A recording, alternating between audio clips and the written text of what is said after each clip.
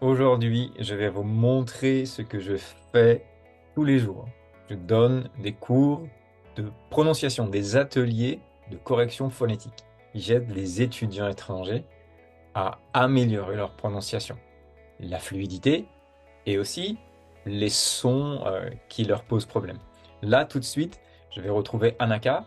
Anaka, c'est une étudiante japonaise qui m'a contacté pour l'aider à améliorer bien sûr son français à l'oral en tant qu'apprenante japonaise.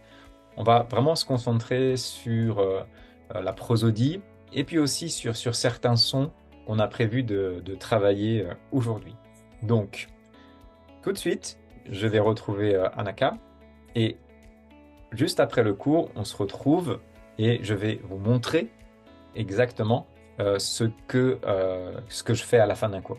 Alors bien sûr, je ne vais pas vous montrer l'heure de cours entière, mais juste quelques minutes pour que vous puissiez avoir une idée d'un atelier de correction phonétique avec moi. Voilà, je vous retrouve tout de suite. Est-ce que durant la semaine, vous avez eu peut-être des phrases qui étaient un peu plus difficiles pour vous? Vous disiez, ah là, ça passe un peu moins bien, Mais c'est difficile de prononcer toujours les U, Alors, U. le E ou le U? Le E ou le U? Oh, les deux, je Ah, crois. d'accord. U, les U, Les os, les os. les os, Ok. Le lait et les os. le lait et les os, Le lait et les œufs. le lait et les os, Le lait et les œufs. le lait et les œufs. Bien. Alors maintenant, c'est à vous de lire cette phrase. Allez-y. Elle habite en Italie. Bien. Elle habite en Italie. Elle Ok. habite en Italie. Est-ce que je pourrais dire cette phrase d'une autre manière, plus rapidement? Si je devais dire cette phrase plus vite, ça donnerait quoi? Qu'est-ce que ça ferait? Donc ne lisez pas, ne regardez pas la phrase, mais simplement, Ok. comment diriez-vous ça? Très vite. Plus vite, pardon. Elle, elle habite en Italie. Bien. Alors qu'est-ce qui se passe? Est-ce que vous pouvez me donner toutes les syllabes que vous avez prononcées? Elle habite en Italie. Je vais vous donner chaque syllabe, je vais les prononcer. Ensuite, c'est à vous de me les redonner. Ouais. Écoutez bien. E, la, bi, tan, ni, ta, li. Tan. Donc en Elle fait, habite en elle Italie. habille, il suffit simplement d'allonger cette syllabe pour que ça passe très simplement. Elle habite en Italie. Elle habite en Italie. Voilà. Elle habite en Italie.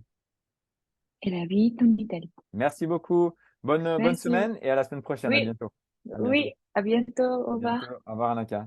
Ok, on a terminé l'atelier. Donc maintenant, ce que je vais faire, c'est un petit feedback à Anaka. Et ce feedback, je vais donc lui communiquer sur un document Google Doc que je vais vous montrer. Je vais partager ça avec vous pour que vous puissiez voir exactement en quoi consiste un feedback que je peux envoyer. Alors, je partage mon écran. On se retrouve sur le document Google Doc d'Anaka. J'explique à Anaka que la syllabe ne peut pas exister sans la voyelle. La voyelle, elle donne en fait la sonorité principale euh, à la syllabe. Je lui explique aussi que le découpage syllabique en français est à 80% ouvert, c'est-à-dire qu'il est de type consonne, voyelle. Voilà, je lui explique toutes ces choses-là. Et puis dans un second temps, je lui prépare les phrases de la semaine. Je viens de le faire tout à l'heure. Et donc, je vais demander à Anaka de justement répéter ces phrases et travailler ces phrases durant la semaine. Donc maintenant, ce que je vais faire, je vais enregistrer les phrases, oui, puisque je vais lui envoyer un audio également pour qu'elle puisse travailler, travailler ces phrases. Alors, on y va? Bah, je vais enlever le partage et puis je vais vous montrer comment je fais exactement. Alors, je viens de terminer l'enregistrement audio que je vais envoyer à Anaka. Je vous le partage quelques secondes. Aujourd'hui, on a vu l'importance de découper les phrases en syllabes. On a vu la structure syllabique du français qui est à 80% consonne, voyelle, consonne, voyelle. Donc c'est un petit peu le document que je t'ai montré tout à l'heure, hein. Je suis en train de lui expliquer toutes ces choses-là. Et puis, elle va aussi travailler les phrases, les différentes phrases. Écoute, dernière fois. Tu pars où cet été? Je vais à la mer avec une amie. C'est qui? Je la connais. Donc bien sûr, on a travaillé ça déjà depuis plusieurs leçons pour qu'elle puisse parler un peu plus rapidement et de manière un peu plus fluide, etc. Donc ça, c'est un audio que je vais lui envoyer aussi en plus du feedback. Mais c'est pas tout. Alors cette fois-ci, je te partage mon compte WhatsApp. Tu vois, je viens de lui envoyer justement exactement le texte que tu as vu tout à l'heure. J'ai envoyé ça pour qu'elle puisse l'avoir sur son téléphone.